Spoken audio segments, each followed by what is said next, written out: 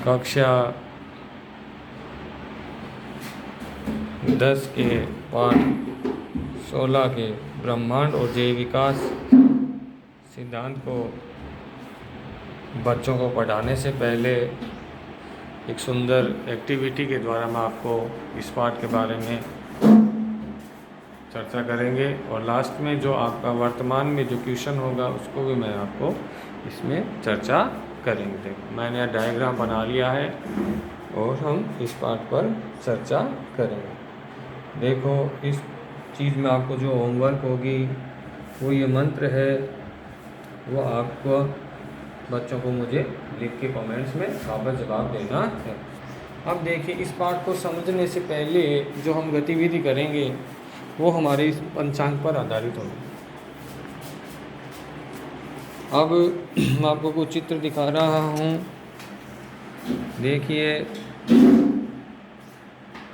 इन चित्रों में आपको सबसे बड़ी जो विशेषताएं हैं वो आपको दिखा रहा हूँ। वो ये कहना चाहता है जो इसकी सबसे बड़ी विशेषताएं हैं मैं आपको और दिखा रहा हूँ। देखो सब ग्रहों की स्थिति बदल रही है लेकिन भगवान सूर्य की स्थिति नहीं बदल रही। इन चित्रों में जो हमारा टॉपिक विषय रहेगा ब्रह्मांड का बीज क्या है, तो ब्रह्मांड का बीज ये सूर्य है और इसकी व्याख्या आपके ऋग्वेद में की गई है। तो आपसे क्वेश्चन पूछा जाएगा, उसका उत्तर हो गया कौन से सूक्त में है, तो नास है डी सूक्त में और मंत्र मैंने आपको पहले ही बता दिया। अब देखिए दूसरा मेरा क्वेश्चन होगा जो मैंने आपको चित्र दिखाए थे उसमें अधिकतम 12 ही हमारे प्राचीन ऋषियों ने क्यों लिए थे। मैं आपसे क्वेश्चन रहेगा कि जो ये सूर्य की जो मैंने आपको आकृतियाँ दिखाई थी सब में केंद्र में कौन था, सब चित्रों में केंद्र में आप आसपास के पंडित जी से भी आप ये पतला देखकर जो आपको ये पतला है इसमें जो आकृतियाँ हैं वो आप आसपास से ले सकते हैं। आप देखना उसमें जो हमारे ऋषियों ने जैसे डिवाइड किया था 12 में, वो क्या है मैं आपको ये 12 राशियाँ जो पंडित जी लोग आपसे कहते हैं आप मिथुन राशि में हो, कर्क राशि में हो, ये राशियाँ क्या है, इसका जो प्रमाण है ना वो हमारी वेदों में है और उस जो हिस्सा है वो 12 हिस्सों में हमारे ऋषियों ने इसे बांटा है। इस चित्र में आपको कैसा आकृति है, इस भगवान सूर्य को 12 भागों में डिवाइड किया गया है और ये सूर्य के अक्षांश है जिसमें सारे ग्रह घूमते रहते हैं। जैसे आपकी कुंडली में है उसमें ग्रहों की स्थिति बदलती रहती है। जैसे सूर्य के सबसे नज़दीक ग्रह कौन सा है, बुध। फिर आपसे क्वेश्चन पूछे जाएंगे पृथ्वी के नज़दीक, अब देखो उन ग्रहों में बुध है, फिर शुक्र है, ये ग्रह इसमें स्थितियाँ बदलते रहते हैं और जिस राशि में जो स्थित होते हैं उसके अनुसार ये 12 राशियाँ होती हैं। सूर्य की जो अक्षांशीय जो रेखाएं हैं उसमें भगवान को सूर्य को डिवाइड किया गया है। बाकी के अब देखो कितनी बड़ी वैज्ञानिक 13 क्यों नहीं बनाए हमारे ऋषियों ने, आकृति 13 क्यों नहीं बनाई। देखो दोस्तों पंचांग में जो आकृतियाँ हैं वो 12 ही है, सूर्य भगवान को इसमें डिवाइड किया गया जिस प्रकार से आप देखोगे। अब देखो ये पंचांग में लिखा हुआ है कि पहला ग्रह कौन सा है, इस नासदीय सूक्त में ऐसा लिखा हुआ है कि भगवान पहला ग्रह कौन सा है, तो बुध ग्रह है। फिर दूसरा, अब देखो हमें गलत पढ़ाया जाता है, जबकि विवेकानंद जी ने बहुत सुंदर व्याख्या की थी इनकी, लेकिन आज भी हमें यही कोपरनिकस, जबकि उत्पत्ति की जननी कहा है, इस नासदीय सूक्त के उस मंत्र को आइंस्टीन ने क्या कहा, उत्पत्ति का जो गीत है ना, गीतिका का, उत्पत्ति गीतिका इसका नाम दिया गया है। अब देखो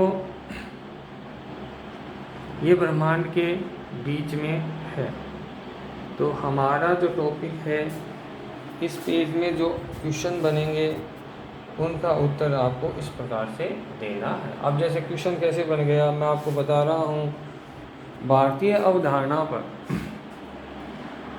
भारतीय अवधारणा की पुष्टि करते हुए ब्रह्मांड सूर्य की स्थिति की विवेचना कीजिए। तो आपको इतना ही करना है।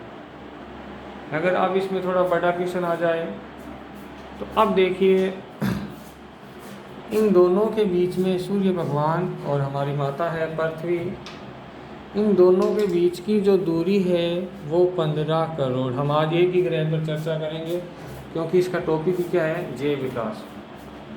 और पृथ्वी के अलावा कहीं भी जैव का विकास अभी तक नहीं हुआ है, शोधों में चल रहा है, जो हम आगे के अध्यायों में अध्ययन करेंगे।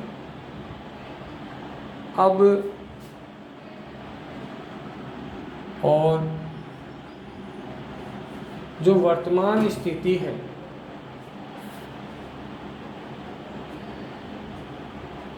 सूर्य की यांत्रिक ऊर्जा का वर्णन हमारे वेदों में है, ऊष्मा का वर्णन हमारे वेदों में है, केमिकल का वर्णन मैंने आपको यहाँ बता रहा हूँ। देखो, हमारे ऋषि मुनि कहते हैं हरि ओम स्वाहा।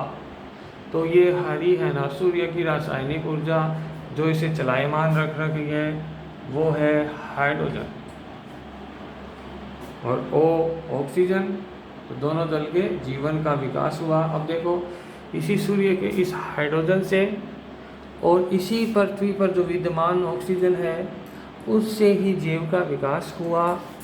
आगे आप इनका उदाहरण आप बड़े क्वेश्चन में दे सकते हो। इस प्रकार से आप ये कह सकते हो कि जैव विकास का जो प्रमाण है ब्रह्मांड में वो दूसरी जगह कहाँ है, यही इस सूर्य भगवान के जो हरि और ऑक्सीजन है, उस हरि ओम स्वाहा दोनों के जलने से ही जैव विकास की उत्पत्ति हुई। ये आप किसी भी सिद्धांतों में हमारे वेदों में इस बात का उल्लेख किया गया है। अब देखिए, सुंदर सा मैं आपको आर्टिकल बताना चाहता हूँ। आज तो वीडियो थोड़ा इतना ही होगा क्योंकि क्वेश्चन एक ही बना है अभी तक कि भारतीय जो अवधारणा है ब्रह्मांड और जैव विकास पर, उस पर पुष्टि डाली। तो आप इस प्रकार से एक सुंदर डायग्राम बनाना है और इसी क्वेश्चन में आप वर्तमान में भी आप एक टॉपिक जोड़ सकते हो। वर्तमान स्थिति जो हमारी स्थिति है, अभी प्लास्टिक में कंकाल है हम, हमारी जो संतति है वो प्लास्टिक में है। वो स्थिति ही भी दोस्तों कुछ दुष्परिणाम इस ब्रह्मांड में, ये रॉकेट ये जा रहे हैं, ऐसा ही एक दुष्परिणाम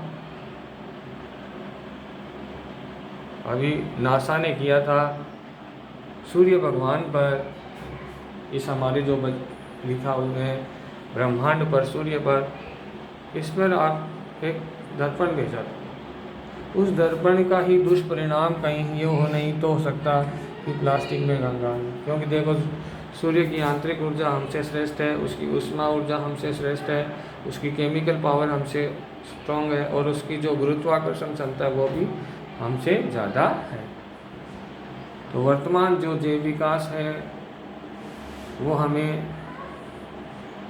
कौन सी आधुनिकता दे रहे हैं, इसलिए मैं कह रहा हूँ save to sun, save to sun. पृथ्वी माता तो कब से कर रही है बचाओ बचाओ, अगर ये सूर्य बचाओ बचाओ करने लगा तो क्या होगा फिर। और वर्तमान स्थिति में आ जाए कि हमें किस प्रकार से, तो आप इसका उदाहरण कोरोना का आप दे सकते हो कि अब हमारे जैव विकास की जो सीढ़ी है वो प्लास्टिक में कंकाल है। और ये क्यों हो रहा है, ये ब्रह्मांड में जो घटनाएं हो रही है, जैसे अभी नासा ने की है, अरे अभियान भेजा है दर्पण, सोने के दर्पण भेजे थे सूर्य भगवान पर और भूल गए, परावर्तन तो होगा, उस परावर्तन का ही दुष्परिणाम है कोरोना। और हो सकता है, देखो उसका दुष्परिणाम आप लिख सकते हो सकता है जो ब्रह्मांड में जो गलतियां कर रहे हैं उसका दुष्परिणाम ही हो सकता है, आप अपने उत्तर में दे सकते हो। तो वर्तमान क्वेश्चन फिर क्या होगा इस बार से कि ब्रह्मांड और जैव विकास पर भारतीय जो विचारधारा है उस पर प्रकाश डालिए।